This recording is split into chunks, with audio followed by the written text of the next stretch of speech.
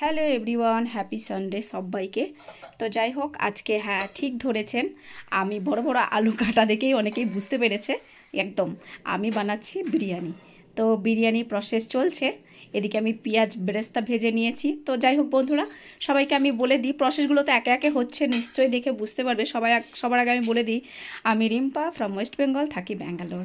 তো যাই হোক, আজকে স্পেশাল দিনে, আজকে আমার জন্য খুব স্পেশাল একটা দিন, অনেকেই জেনে গেছেন হয়তো। আজকে আমার বিবাহবার্ষিক, মানে আমার আজকে অ্যানিভার্সারি। তো সবাই এতক্ষণে জেনেই গেছে।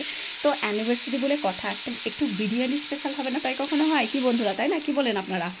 তো যাই হোক, এই বিরিয়ানিটা ফুল প্রসেসেই তৈরি করা হয়েছে। তো আমি এখানে প্রথম করেছিলাম চিকেনটা ম্যারিনেশন করেছিলাম, তো সেই ভিডিওটা আমি ক্যাপচার করতে ভুলে গেছি।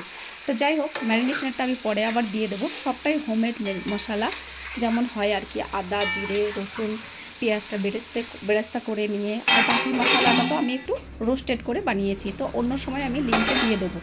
আচ্ছা, তারপরে আমি করেছি আলু ভাজা আর আমার চিকেন ম্যারিনেশন, এই দুটো কিন্তু এক্সটেপ হয়ে গেছে, আমি কিন্তু আগে থেকেই বলে দিচ্ছি। তো তারপরে আমি এদিকে চিকেনটা পেঁয়াজ বেরেস্তার পরে আমি চিকেনটা চাপিয়ে দিয়েছিলাম। তো চিকেনটা যাই হোক হাফ কুক করে নিয়েছি, হাফের বেশি অলমোস্ট হয়ে গেছে। আর এই বিরিয়ানিটাতে কোনো ফুড কালার যাবে না, আমি বিরিয়ানি মশলা প্লাস ফুড কালার ছাড়াই আমি বিরিয়ানি বানাই হোমমেড মশলা থেকে। তো এই যে এটা হবে আমার ফুড কালার, তো আমি এই বিরিয়ানির এই কালারটাই তুলছি। এখানে অল্প একটু তো কাশ্মীরি লাল মির্চি ছিলই, তাই জন্য একটু কালারটা লাল লাল এসছে। তো যাই হোক, আমি আলুগুলো ভেজে, কারণ আলুগুলো তো আর কষাবো না, না? তো যাই হোক, আলুগুলো ভেজে আমি মানে চিকেনের ওপর সাজিয়ে দিয়েছি। তারপরে আরেকটা জিনিস যেটা করেছি, ওটা কিন্তু খুবই একটা গুরুত্বপূর্ণ ভূমিকা, অনেকে হয়তো ব্যবহার করে, অনেকে করে না। যেহেতু আমি রাইসটা ওইদিকে 75% to 80% কুক করে নিয়েছি। তো যখন আমি রাইসটাতে কুক করেছিলাম, তো যে সব মশলাগুলো দেওয়া ছিল, লবণ থেকে সব কিছু, তো তখন আমি ওই যে মানে রাইসেরটা, মানে যে কাঞ্জিটা আমি একটু তুলে রেখেছিলাম, যেটা আমি দিলাম কিছুক্ষণ আগে, দেখেছেন হয়তো হবে। তো ওইটা দিলে কি হয়, যদি ফিউ পার্সেন্ট একটু ইয়ে থাকে, আলুগুলো সিদ্ধ হতে খুব হেল্প হয়, আর তলায় লেগে যাওয়ার চান্স থাকে না।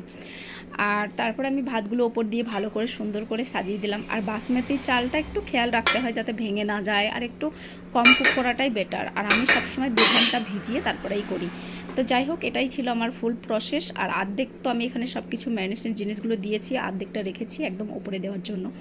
তো যাই হোক, ওপরে সব কিছু আমি ছড়িয়ে দিলাম। সাথে একটু আমি কেশরটা অনেকে আবার ফ্লেভারটা পছন্দ করে না, বাট আমার ভালো লাগে, তাই আমি এখানে একটু কাঁচা দুধের সাথে দিয়েছি। দুধটা কাঁচা বা ফোটানো দুটোই হতে পারে, কোনো অসুবিধা নেই।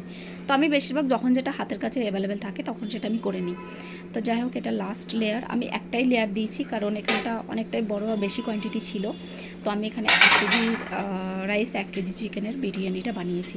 তো যাই হোক, দেখে কেমন লাগলো সবাই অবশ্যই কমেন্ট করে জানাবেন আমার বিরিয়ানির প্রসেসটা। আর হ্যাঁ, যারা কলকাতা স্পেশালিস্ট বিরিয়ানি বানান তারা একটু দেখে বলবেন ঠিকঠাক করতে পেরেছি কি না। তো যাই হোক, আমি দুটো জিনিস এসকেপ হয়েছিল, সেটা আমি বলেছি অলরেডি, ঠিক আছে? পরে যখন কখনও কারোর চাই যে আমি কীভাবে চিকেন ম্যারিনেশন করি বিরিয়ানির জন্য, কী মশলা আমি ইউজ করি, আমি নিশ্চয়ই দিয়ে দেবো। বেসিক মশলা থাকে আমার বিরিয়ানির জন্য, আদরক, রসুন, এইসবই থাকে, পেঁয়াজটা তো বেরেস্তা। আর আমি একটা গোটা মশলা যেটা বিরিয়ানির জন্য নিজে বানিয়ে দিই, বাইরের কোনো কেনা মশলা থাকে না। এখানে দেখুন, আমি একটু ঘিটা একদম উবুর করে ঝরিয়ে ঢেলে দিলাম। তো যাই হোক, কত লোড আমি চাপিয়েছি দম দেওয়ার জন্য। আমি কোনো আটা দিয়ে লেয়ার দিইনি ওটাতে, তো তাই জন্য একটু ভারী কিছু চাপিয়ে দিলে ভালো হয় আর কি, হাওয়াটা বেরিয়ে যাবে না। আর এই যে আমার লাস্ট ফিনিশিং বিরিয়ানির হয়ে গেছে, তাই আমি একটু চেক করে নিলাম খুন্তির পিছন দিয়ে। তো যাই হোক, এখন আমার বিরিয়ানি তো ফাইনালি হয়ে গেছে। কালারটা তো জাস্ট অসাধারণ হয়েছে, একবার হলেও ট্রাই করবেন বন্ধুরা এই প্রসেসের।